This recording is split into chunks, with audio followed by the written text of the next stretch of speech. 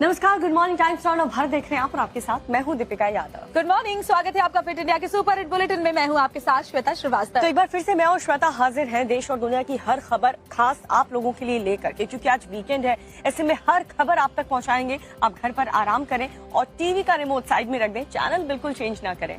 बिल्कुल, क्योंकि हर रोज हम आपके लिए आपका फेवरेट शो लेकर आते हैं, ताकि ये बुलेटिन देखने के बाद आपको अखबार पढ़ने की जरूरत ना पड़े, आपको खबरों के लिए इंटरनेट खंगालने की जरूरत ना पड़े, क्योंकि पावर पैक खबरों का ये बुलेटिन रोज की तरह एक बार फिर से हम आपके लिए लेकर आए हैं।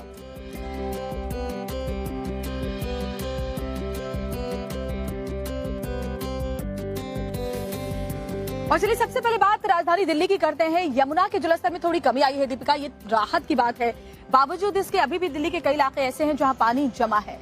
जी हाँ, कल दिल्ली में बारिश तो नहीं हुई, लेकिन जो हालात है वो जो उसके तरफ बने हुए हैं, क्योंकि पानी का जो स्तर है वो अभी भी सड़कों पर उसी तरह से बरकरार है, चाहे वो ITO हो, राजघाट हो या फिर लाल किला हो। हर तरफ पानी ही पानी नजर आ रहा है। आपको दिखाते हैं हालात।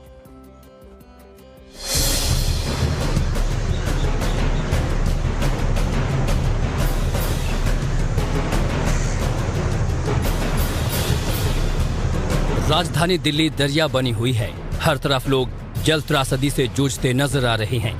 भूखे प्यासे सड़कों पर रातें गुजार रहे हैं। खाने को भोजन नहीं है, पीने को पानी नहीं है। बच्चे बिलख रहे हैं, लेकिन दिल्ली सरकार सियासत में मशगूल है। तस्वीरें देख लीजिए, ये दिल्ली है, असम नहीं। हाईटेक सिटी में सड़कों पर नाव चल रही है।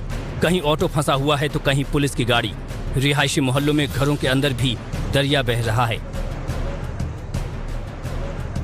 यमुना बाजार इलाके का मंजर देख लीजिए। लोग छतों पर डेरा डाले हुए हैं। सरकार की तरफ से कोई मदद नहीं मिल रही। सरकार से कोई मदद नहीं दी गई। हमारे को कल से हम बहुत परेशान है, ना खाना पीना कुछ नहीं दी गया है यहाँ पे, और लोग आके यहाँ पे हंसी उड़ा रहे हैं। अच्छा। हाँ, किसी चीज की मदद नहीं मिल रही, और हम इतने परेशान है कि कभी इधर बैठ कर रात को सब लोग यहाँ से बेचारे सब पत्नी कहाँ चले गए। सब कोई किराए पे चला गया, कोई कहीं चला गया। ये जो घर है यहाँ पर, आपका भी घर है? हाँ जी, यहाँ पे ये सामने वाला मेरा घर है। ये आपका घर? हाँ जी, ये सामने वाला मेरा घर है। यहाँ पे अभी तक ना कोई काउंसलर आया, ना कोई MLA, देखने तक कोई नहीं आया कि यहाँ पर किसी को क्या सुविधा दी जा रही। राजघाट के सामने की सड़क अभी तक डूबी है। यहाँ पर 4 फीट से ज्यादा पानी भरा है। लोग केजरीवाल सरकार से सवाल पूछ रहे हैं, आखिर दिल्ली का ये हाल क्यों है? शीश महल में बैठे जो लोग हैं उनको ढूंढ रही है कि आखिर सरकार जब वोट मांगने के लिए आई थी, तो जब यहाँ की जनता परेशान है तो आखिर नेता कहाँ है? खुद को आम जनता का नेता बताने वाले मुख्यमंत्री अरविंद केजरीवाल आखिर कहाँ है जब यहाँ की जनता परेशान है? ये तस्वीर दरअसल राजघाट की है। राजघाट यानी कि सबसे मुख्य इलाका राजधानी दिल्ली का। आपने देखा मेरे कमर से ऊपर तक पानी था, अगर मैं आगे जाती तो हो सकता है मैं डूब भी सकती थी। ये एक इलाके की तस्वीर है। राजधानी का ITO, पुरानी दिल्ली का इलाका, लाल किले के आसपास का इलाका, ये तमाम वो इलाके हैं जो पूरी तरह से जलमग्न हैं। निचली बस्तियों में लोग अपना घर छोड़ने को मजबूर हैं, क्योंकि वो परेशान हैं। आखिर वो जाएं तो जाएं कहां? तो आपने देखा दिल्ली की कितनी सड़कें पूरी तरह से जल प्रलय में समाई हुई हैं, और ITO हो चाहे राजघाट, और तस्वीरें हमने आपको दिखाई गीता कॉलोनी की भी। फ्लाईओवर से लेकर के कश्मीरी गेट तक हर तरफ पानी ही पानी बना हुआ है, और कई जगहों पर तो रोड्स को बंद कर दिया गया है। आवाजाही बंद हो चुकी है। दरअसल बेजुबान जानवरों पर भी ये बाढ़ आफत बनकर बरस रही है। वो इस बाढ़ में फंस जा रहे हैं, पानी के बीच फंस जा रहे हैं, जिनका रेस्क्यू करना पड़ रहा है। और इस जल प्रलय के बीच ही मुकुंदपुर में एक हादसा भी हो गया है।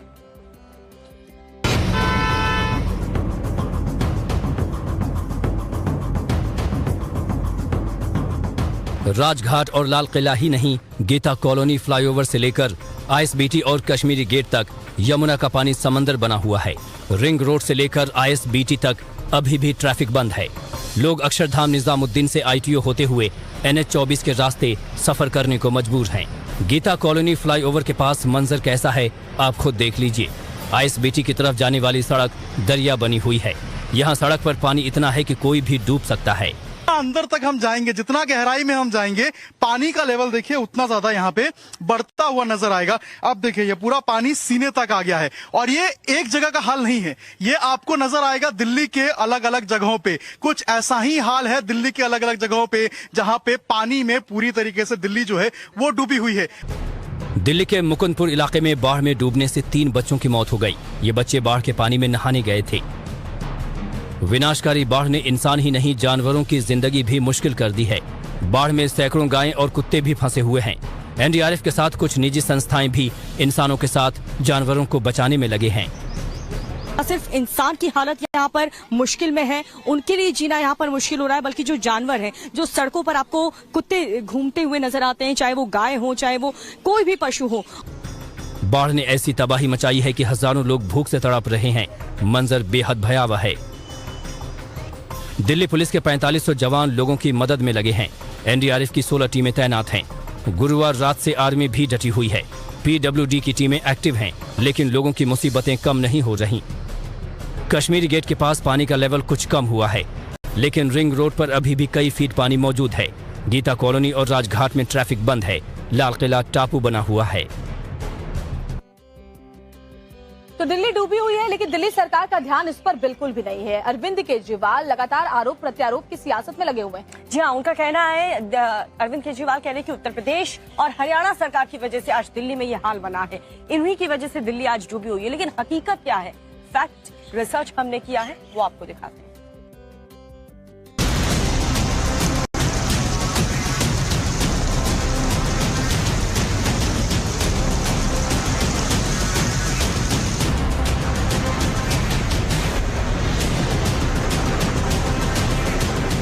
दिल्ली डूब रही है और केजरीवाल अपना फेवरेट गेम यानी ब्लेम गेम खेलने में जुटे हैं, जो गेम वो हर मामले में खेलते रहे हैं। दिल्ली में प्रदूषण फैले तो हरियाणा जिम्मेदार, कोरोना का संकट हो तो मोदी जिम्मेदार, दिल्ली में पानी का संकट हो तो हरियाणा जिम्मेदार, दिल्ली में बाढ़ आ जाए तो बीजेपी जिम्मेदार।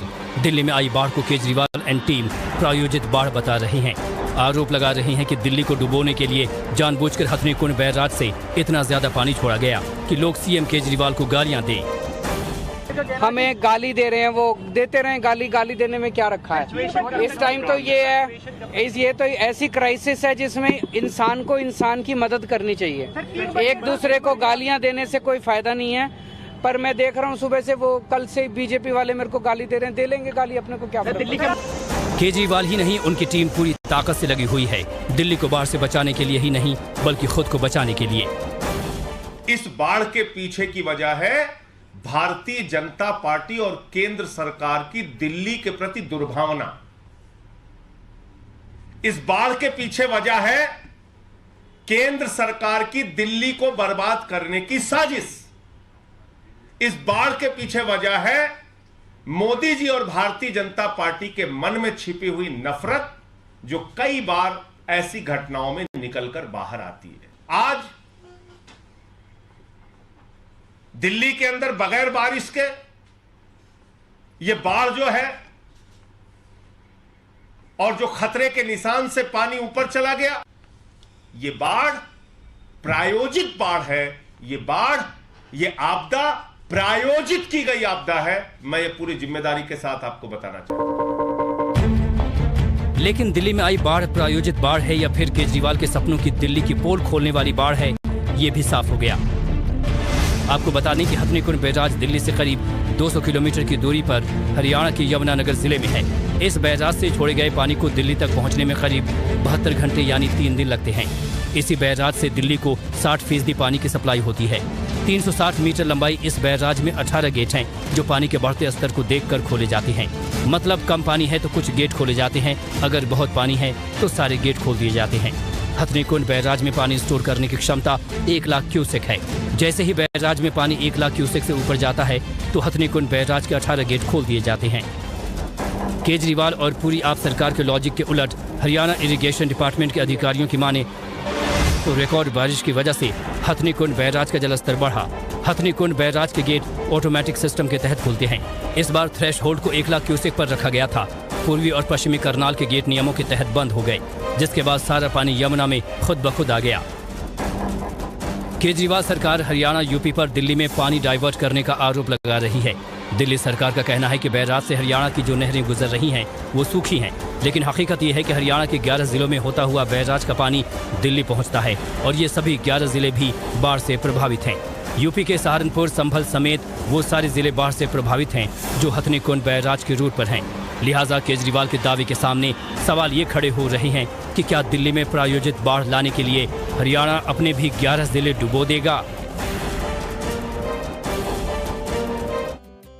और इस वक्त मेरे सहयोगी मोहित ओम हमारे साथ जुड़ चुके हैं। मोहित, अरविंद केजरीवाल या फिर आम आदमी पार्टी सरकार से कोई सीखे कि अपनी जिम्मेदारी से पीछे कैसे हटा जाता है।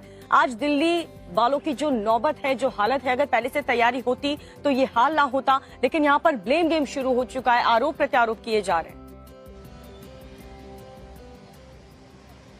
देखिए, हम इस वक्त शांतिवन इलाके में मौजूद हैं और यहाँ जब मौजूद लोगों से हमने बात की तो उन लोगों का कहना है कहाँ है केजरीवाल, यानी सरकार के ऊपर सवाल खड़े कर रहे हैं और सवाल खड़े करने वाजिब क्यों है। मैं आपको बताता हूँ, दृश्य दिखाता हूँ। आप देखिए, ये यहाँ पे जल भराव हो रखा है और कल मुकुंदपुर इलाके में 3 लोगों की मौत हुई। और आप देखिए, यहाँ पे रोकने के लिए ऐसे लोगों को जो पानी के अंदर जा रहे हैं, ना यहाँ तो कोई सरकार का नुमाइंदा खड़ा हुआ है, ना ही दिल्ली पुलिस मौके में मौजूद है। यानी सवाल खड़े होने लाजमी बनते हैं, क्योंकि आप देखिए पानी उन लोगों के शरीर पे के बिल्कुल आधे हिस्से तक पानी मौजूद है। और आप देखिए कि यहाँ पे लोग मस्ती कर रहे हैं, नहीं समझ पा रहे कि ये इनके लिए कितना खतरा हो सकता है। लेकिन ऐसे लोगों को रोकने के लिए सरकार नहीं है। और ये वो रोड है जो वीवीआईपी रोड है, राजघाट के पास का ये रोड है पूरा। और यहाँ पे आप देख सकते हैं किस तरीके से पूरी तरीके जल भराव है। और जल भराव यहाँ पे है जरूर, लेकिन सरकार ना तो यहाँ पंप लगा रही है और ना ही पानी निकालने का कोई काम कर रही है। पिछले कल के मुकाबले की बात करें, कल से अगर देखें तो यहाँ ये पूरा इलाका जो है शांतिवन के सामने का, यहाँ पे पूरा जल भराव था। पानी थोड़ा नीचे जरूर उतर रहा है,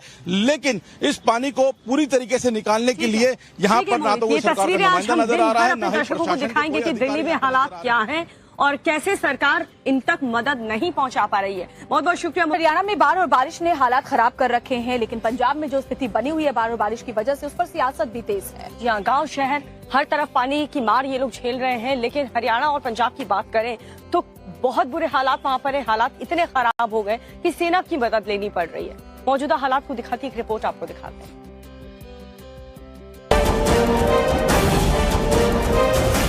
हरियाणा पंजाब पर बाढ़ का प्रचंड प्रहार जारी है। बर्बादी की तमाम तस्वीरें सामने आ रही हैं। बाढ़ में फंसे लोगों का रेस्क्यू करने और राहत पहुंचाने के लिए सेना और एनडीआरएफ को लगाया गया है। कुदरत के कहर ने सब कुछ तहस नहस कर दिया है। शहर, गांव, कस्बे सब डूब गए हैं। पंजाब में बाढ़ प्रभावित लोगों की मदद के लिए सेना ने मोर्चा संभाला है।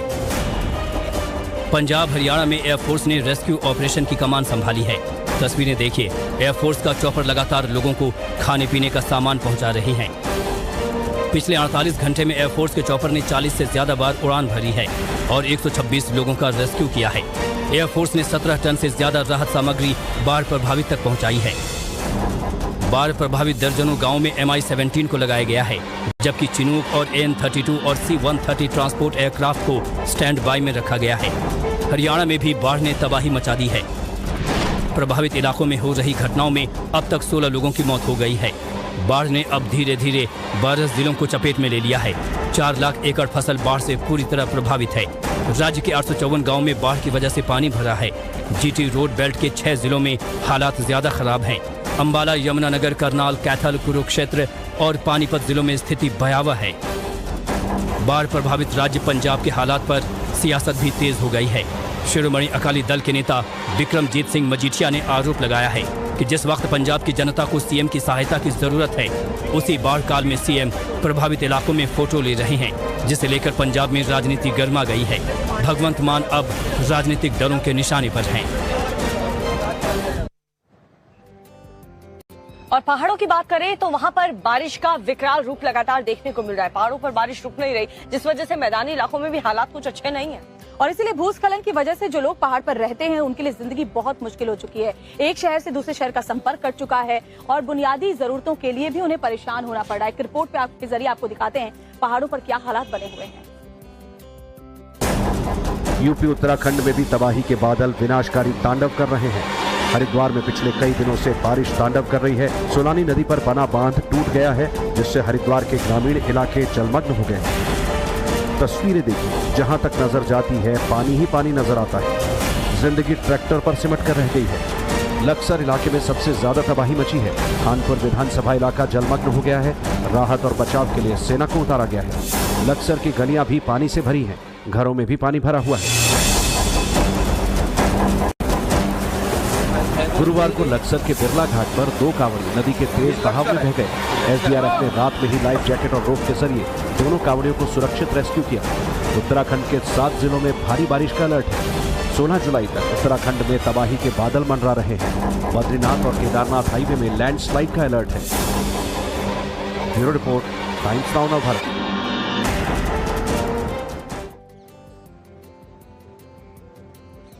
और चलिए अब बात करते हैं आलोक और ज्योति मामले की, जिस कहानी में अब एक नया ट्विस्ट आ गया है। जी आपको ये भी बता दें कि अब आलोक ने जो सबूत पेश किए हैं उसके वजह से सारा गेम अब पलट चुका है। अब एसडीएम ज्योति मौर्य और होमगार्ड कमांडेंट मनीष दुबे पर कानूनी शिकंजा इन्हीं सबूतों के बाद कसता हुआ नजर आ रहा है। और पहले तो ज्योति कैमरा से बचती हुई नजर आ रही थी, कोई बयान वो नहीं दे रही थी, लेकिन अब जब उन्हें लगा कि सोशल मीडिया पर और हर तरह से आलोक का पल्ला भारी है तो ज्योति भी अब सामने आई और क्या कहा आप सुनिए।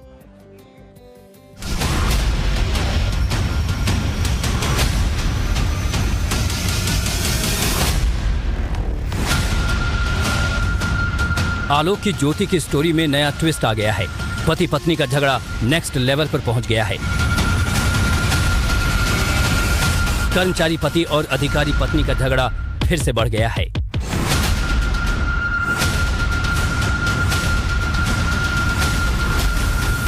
आलोक और ज्योति मौर्य की कहानी एक लव स्टोरी की तरह स्टार्ट हुई थी। मनीष दुबे की एंट्री हुई और फिर पिक्चर बेवफाई की बन गई। फिर मामला बढ़ा। आलोक ने मीडिया के सामने आकर पूरा किस्सा सुनाया। सोशल मीडिया पर आलोक के फेवर में माहौल बना। सोशल मीडिया पर ज्योति विलन बन गई। आलोक ने मनीष दुबे और ज्योति मौर्य से अपनी जान को खतरा बताया। डीजी होमगार्ड ने मामले की शिकायत की तो जांच में मनीष दुबे गिल्टी प्रूव हुआ। मनीष के सस्पेंशन की सिफारिश हुई। फाइल योगी के मंत्री के टेबल पर है। मनीष पर शिकंजा कसा तो ज्योति ने अपनी चुप्पी तोड़ी। कहानी फिर से पति पत्नी के झगड़े की हो गई। करीब 1 महीने से एसडीएम ज्योति मौर्य और आलोक की कहानी देश में ट्रेंड कर रही है। अगर 1-2 बार को छोड़ दें तो ज्यादातर एसडीएम ज्योति ने मामले पर चुप्पी साधी हुई थी, लेकिन अब पति पत्नी में फिर से हैवीवेट फाइट शुरू होने वाली है। और इसलिए क्योंकि अब ज्योति मौर्य भी कैमरे पर सामने आने लगी हैं। ज्योति ने आलोक पर डायरेक्ट अटैक शुरू कर दिए हैं। और इस पूरे मामले पर ज्योति पूरी तरीके से चुप्पी साधे हुए थी, कुछ भी कैमरे से कह नहीं रही थी, लेकिन अब जिस तरीके से ज्योति लगातार बयान दे रही है उससे साफ पता चल रहा है कि खुद को डिफेंसिव मोड में ऑन कर लिया है ज्योति ने। अब ज्योति मौर्य और मनीष दुबे पर क्या विभागीय कार्रवाई हो सकती है, क्या एक्शन आगे नजर आ सकता है, ये कई सवाल हैं जिनके जवाब आने अभी बाकी हैं। इस रिपोर्ट के जरिए चलिए आपको समझाने की कोशिश करते हैं। ज्योति ने एक इंटरव्यू दिया है जिसमें ज्योति ने 2 बड़े बयान दिए हैं। ज्योति ने कहा कि आलोक के पास उसकी प्राइवेट तस्वीरें हैं जिसे वो वायरल कर सकता है। मतलब ये कि आलोक ज्योति को बदनाम करने की कोशिश कर सकता है। दूसरा बयान ये कि आलोक पर उन्होंने दहेज उत्पीड़न का केस नहीं दर्ज करवाया, बल्कि पुलिस ने उन्हें सिर्फ घर, कार और 50 लाख कैश की डिमांड की बात कही थी। इसी वजह से पुलिस ने धाराएं लगाई। ज्योति का कहना है कि दहेज उत्पीड़न के आरोप नहीं लगाए गए हैं। हालांकि ज्योति ने यह भी कहा कि हमारी शादी को 7 साल से ज्यादा हो चुके हैं, तो दहेज उत्पीड़न की धाराओं को कोर्ट वैसे ही खारिज कर देगा, जो कि कानूनी तौर पर सही है। लेकिन सवाल यह है कि आखिरकार जब डाइवोर्स केस की फाइल कोर्ट में ओपन हो चुकी है, तब ज्योति ने अपनी चुप्पी क्यों तोड़ी? अचानक ज्योति को प्राइवेट फोटोज के लीक होने की बात क्यों याद आई? क्या मनीष दुबे पर कानूनी एक्शन की खबर से ज्योति डर गई हैं? क्या ज्योति बैकफुट पर आ गई हैं?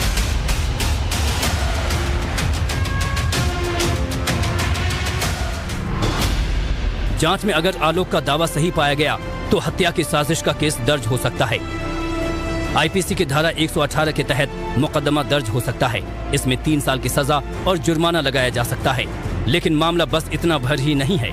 मनीष दुबे और ज्योति मौर्य को विभागीय कार्रवाई का सामना भी करना पड़ेगा। सरकारी नौकरी से भी हटाया जा सकता है। सोशल मीडिया पर जो सवाल उठ रहे हैं उसको लेकर हमने पड़ताल की। हमने मामले की जानकारी जुटाई। हमारे संवाददाता ने एक्सपर्ट से बात की। सुनिए हमारी इस पड़ताल में क्या कुछ निकलकर सामने आया।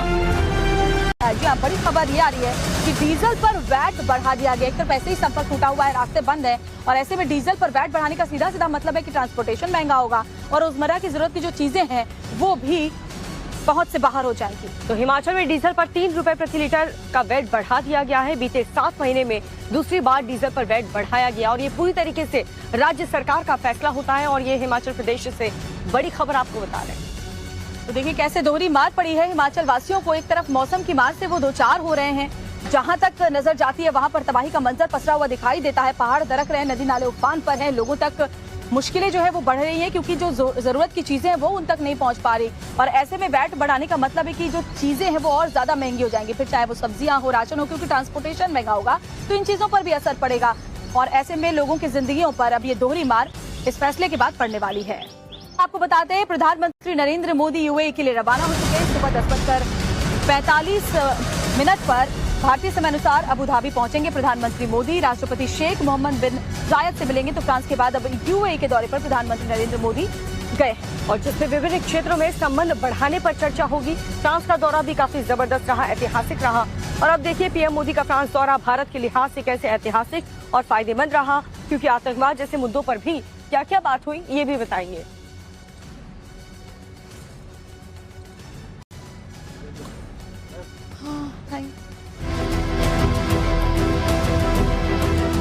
ये भारत का दम है जिसका परचम फ्रांस में लहरा रहा है।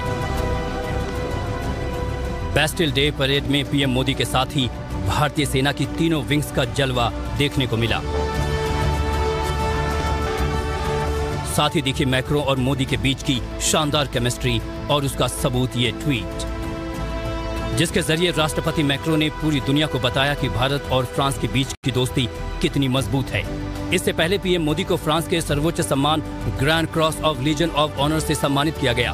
पीएम मोदी ये सम्मान पाने वाले पहले भारतीय प्रधानमंत्री हैं। बात सिर्फ भारत फ्रांस के बीच रणनीतिक साझेदारी भर की नहीं है, बल्कि पीएम मोदी और मैक्रों की उस शानदार मित्रता केमिस्ट्री की भी है जो बदले हुए हिंदुस्तान के विश्व में निर्णायक भूमिका को तय करती है। आज पूरा विश्व भारत के प्रति नई उम्मीद, नई आशा से भरा हुआ है।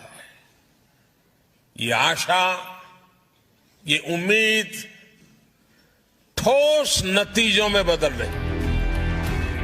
आज पूरा विश्व भारत के प्रति नई उम्मीद, नई आशा से भरा हुआ है। ये आशा, ये उम्मीद ठोस नतीजों में बदल रही है।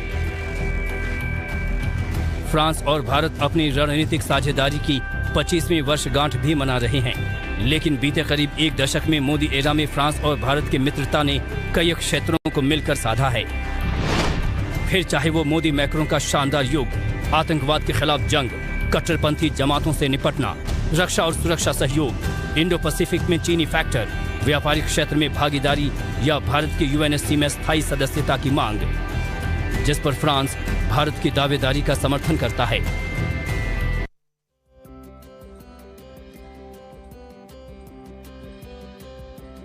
और सरजी को लगेगा आज डर जी। 7:55 पर देखिए पूरी खबर फ्रेश एंड फास्ट में। फिलहाल खबरों में आगे बढ़ते हुए बात करते हैं प्रधानमंत्री मोदी की, जिनकी सबसे बड़ी खास बात यह है कि वो एक काम खत्म करते नहीं है कि दूसरे काम में भी शुरू हो जाते हैं। अब फ्रांस का दौरा उनका खत्म हुआ, वो सीधा यूएई के लिए रवाना हो चुके हैं। और यूएई क्यों जा रहे हैं प्रधानमंत्री मोदी, वहां पर क्या अहम समझौते होने वाले हैं, क्या डील्स होने वाली है, ये सब कुछ जानने के लिए हमारी इस रिपोर्ट पर नजर डालिए आप।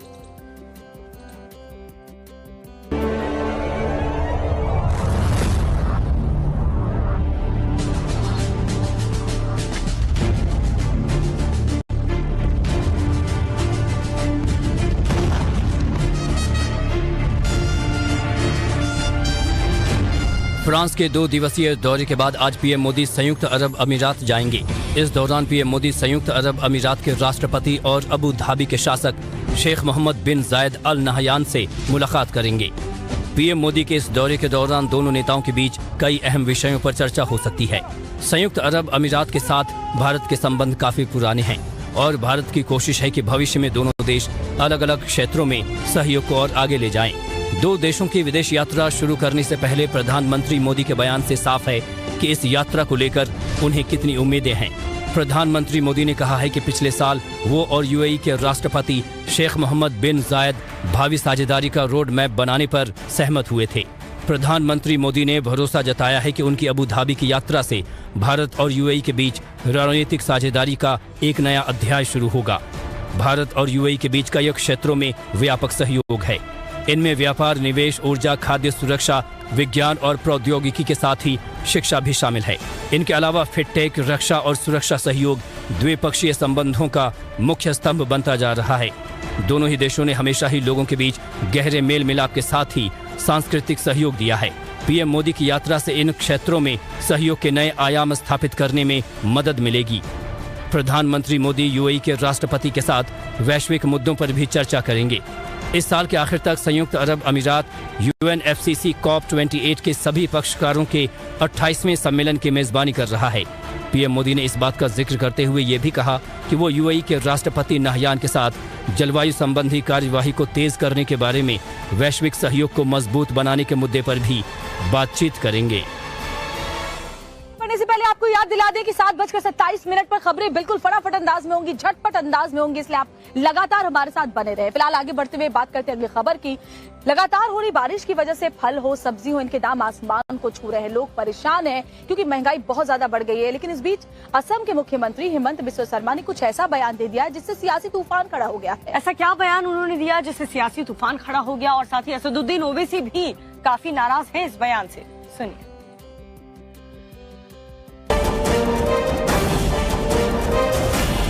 असम के मुख्यमंत्री हिमंता बिस्वा शर्मा ने राज्य में सब्जियों की बढ़ी कीमत के लिए मियां मुस्लिम समुदाय को जिम्मेदार ठहरा दिया। उनके इस बयान पर विवाद पैदा हो गया है। आप खुद सुनिए सीएम हिमंता ने क्या कहा।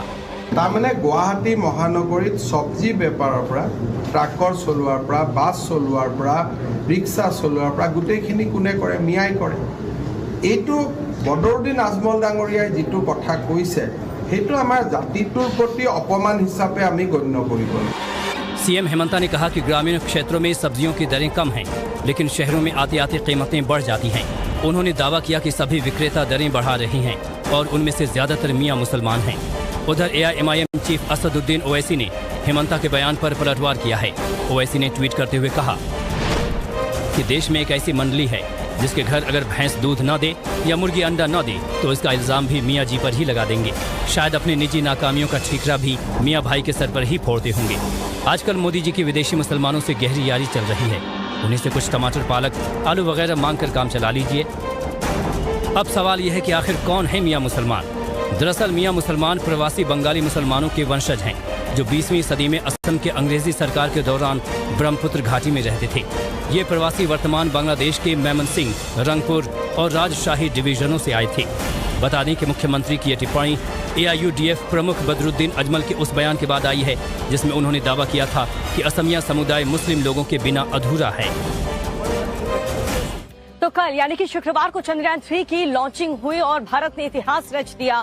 जी हाँ, देश ही नहीं बल्कि पूरी दुनिया की नजर इस पर टिकी हुई है। और साथ ही इस मिशन के पूरा होते ही साउथ पोल पर तिरंगा लहराने वाला पहला देश भारत बनेगा। और इसके अलावा आपको ये भी बताते हैं कि जब चंद्रयान 3 लॉन्च हुआ तो क्या माहौल था और साथ ही लोगों ने क्या कुछ कहा, दुनिया भर के बधाई संदेशों में क्या सामने आया, सब कुछ देखिए हमारी इस रिपोर्ट में।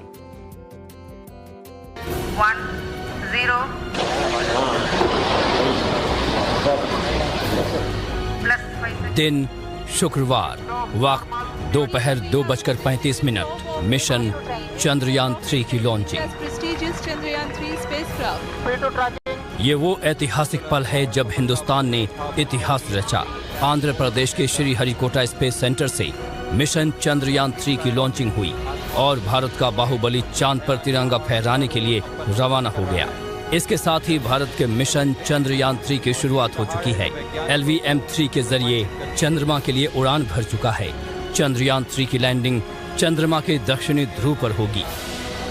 चंद्रयान 3 की लॉन्चिंग देखने के लिए लोगों की भीड़ उमड़ी। लॉन्चिंग के वक्त लोग बेहद उत्साहित थे।